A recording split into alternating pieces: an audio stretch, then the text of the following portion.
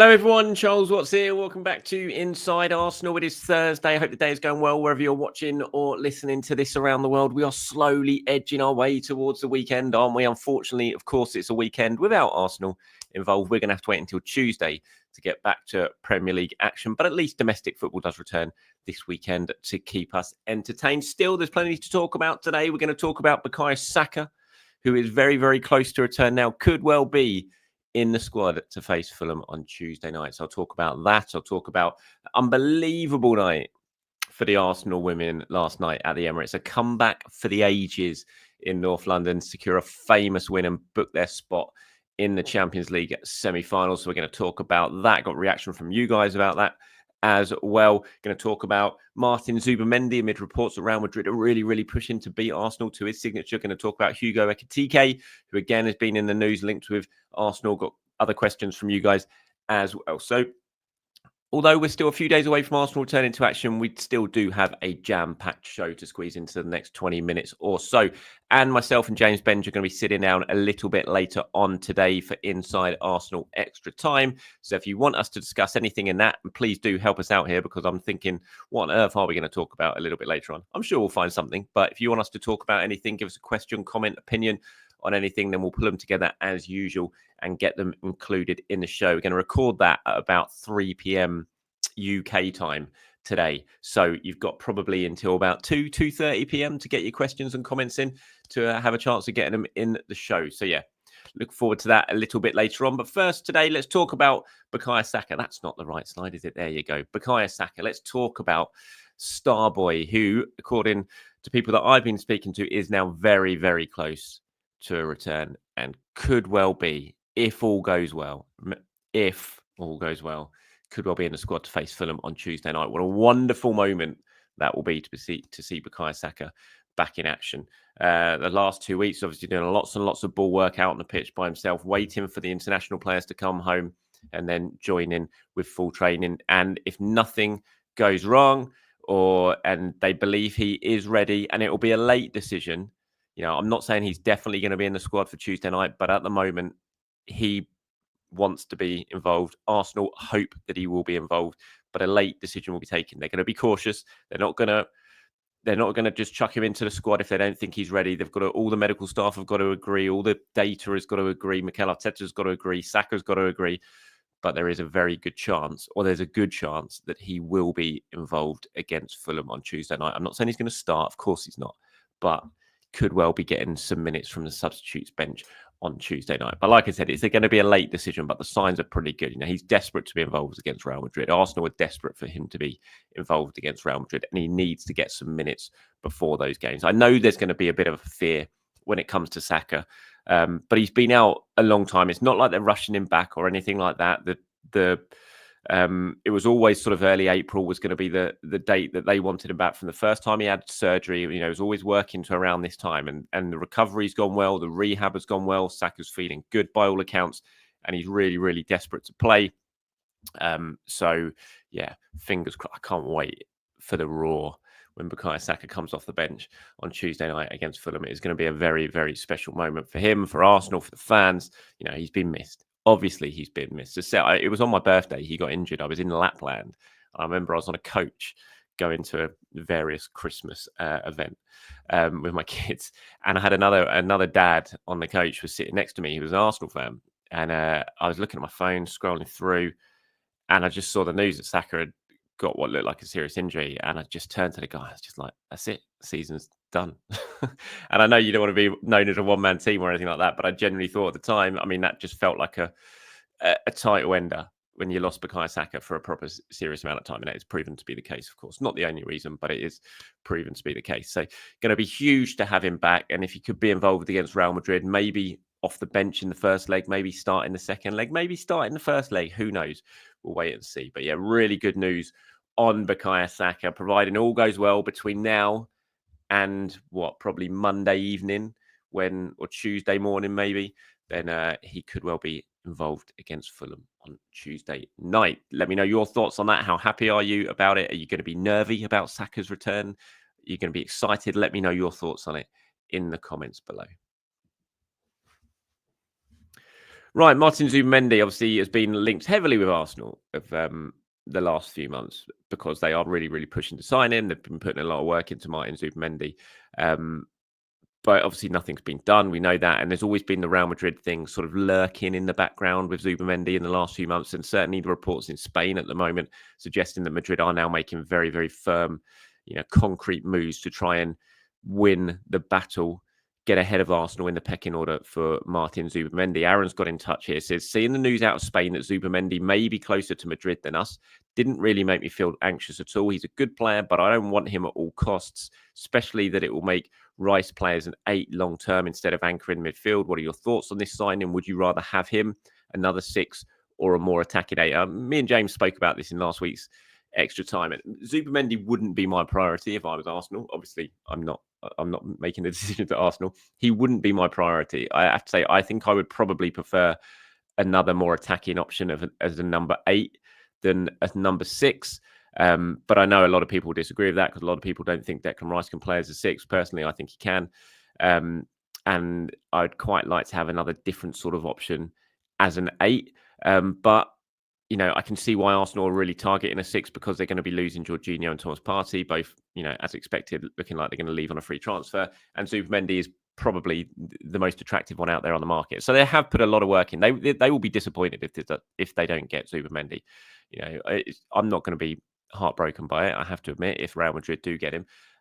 But Arsenal certainly will be because they've put a lot of work and effort to try and position themselves to be at the front of the queue for Zubimendi should he finally decide to leave Real Sociedad this summer. So yeah, in answer to your question, Aaron, how do I feel about it? I'm a bit nonplussed about it.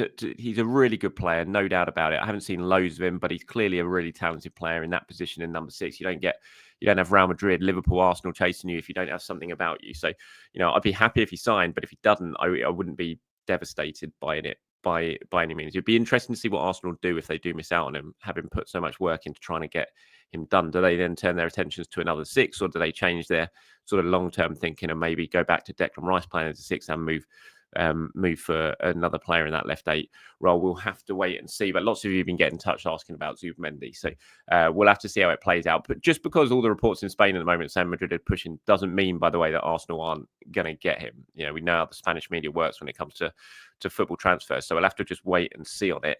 I definitely don't think Arsenal think they've lost out on Zubimendi yet. We'll have to just see how it sort of pans out over the next few months or so. But yeah, that's the latest on him.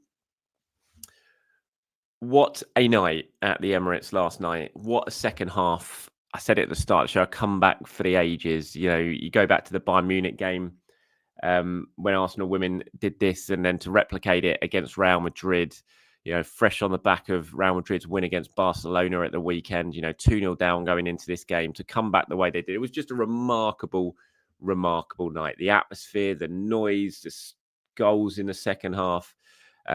Yeah, absolutely fantastic. Congratulations to the women on a quite remarkable win, sort of spearheaded obviously by Alicia Russo with those 2 goals in the second half. How on earth she didn't walk away with a hat-trick, I will never know. Obviously a couple of goals really so tight when they were ruled out for offside, and I'm still not quite sure how they were.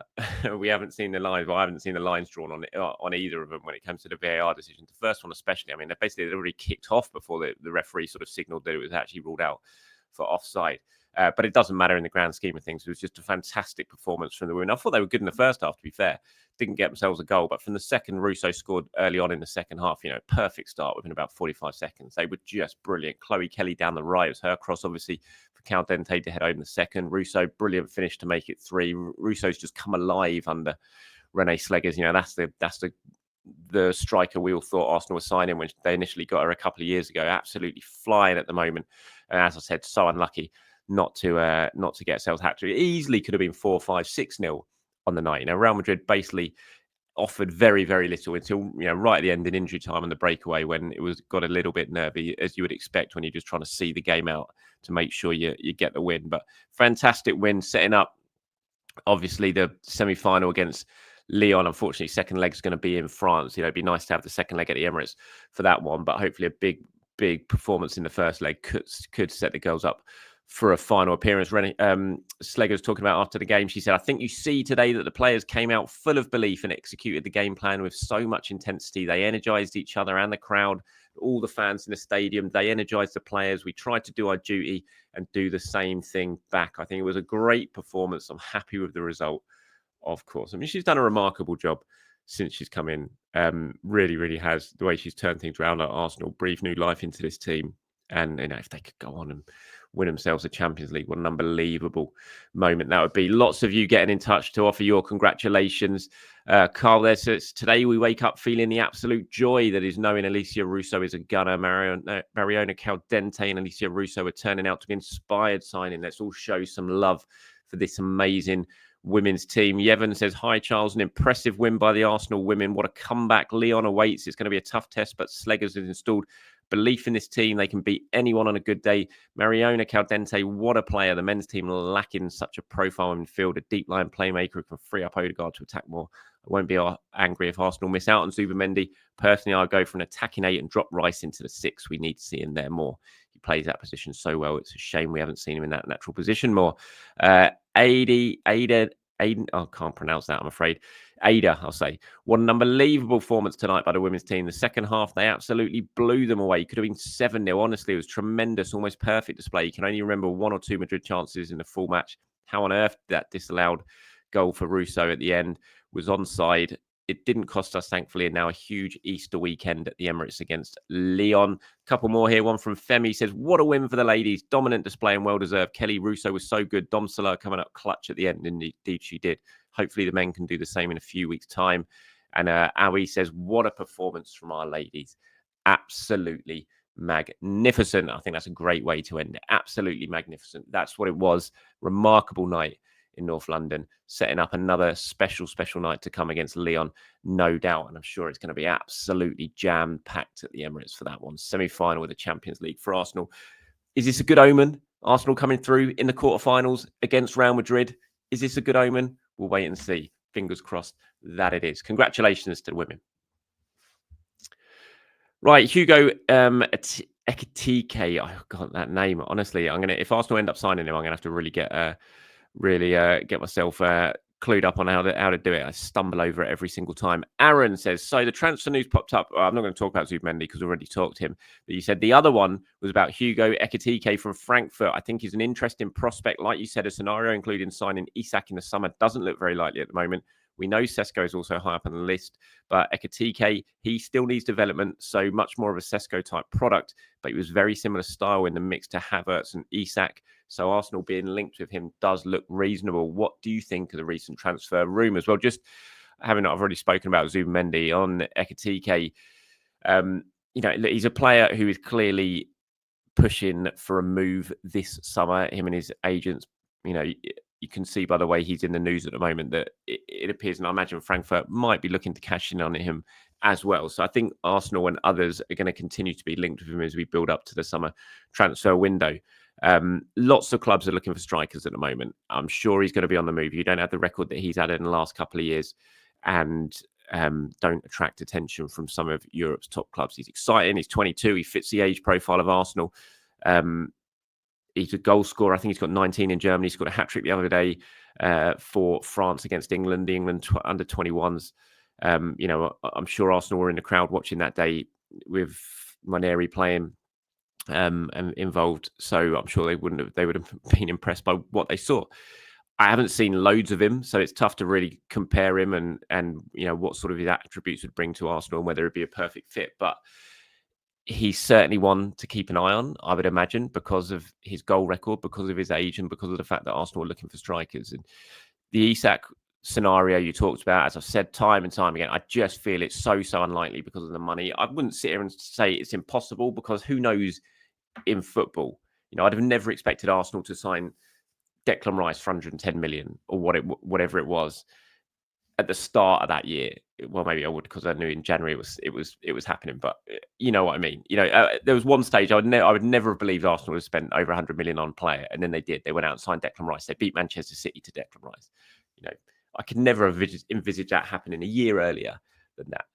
So it's impossible to completely rule out Isak because football always manages to surprise you in some way, but I still think it's very, very unlikely. So if you don't sign Isak, then you've got to look further afield, and you look at Sesko, you look at Ekitike, players like that who are going to be potentially available at around half the price, and that would allow you to invest in other areas of the squad as well, rather than shelling out 150 million on one player. So we'll see. Anyone who's far more clued up than I am on Ekitike, and give me your views on him, whether you think he'd be a good signing or not. Obviously, he's still young. He's still raw. It's something you're going to have to learn, like Sesko. So it is a sort of development type signing rather than a ready-made, hit the ground running type signing.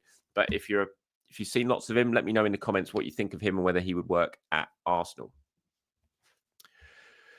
We got one from DJ Mouth Jedi, or D Mouth Jedi. He says, great content as always, Charles. I enjoy it from across the pond in the US. Thank you very much. I know it's early, but can't take my attention off the Madrid match. I don't think you're alone in that, mate. I think we're all eyes on that Madrid match.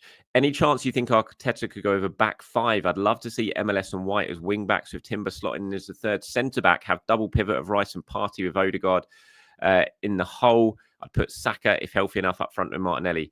Defend resolutely and look for chances on the counter and on the corners for the full 180 minutes. What are your thoughts? No. Basically, I don't think Arteta will go with a back five. I can't see it. I thought there was a chance when we had all the injuries that was maybe the way to go for Arsenal. But now the fact Martinelli's back, Saka looks like he's going to be back. I just don't see a way that he's going to go with a back five. He's not going to change the formation for a game as big as this. It'll be the system that the players know. It'll be Saka right, Martinelli left, Marino as a striker, probably, if they're all fit for those two games and deemed fit enough to start. So, no, I don't think there's a chance he's going to play a back five for that game. A few of you getting in touch talking about Trent still, and what I was saying yesterday, and how maybe I was a bit surprised at some of the reaction from Liverpool's online fan base to the move, and how they've been sort of having a go at Trent. And he says it's easy to say this regarding Trent Alexander-Arnold until it happens closer to home.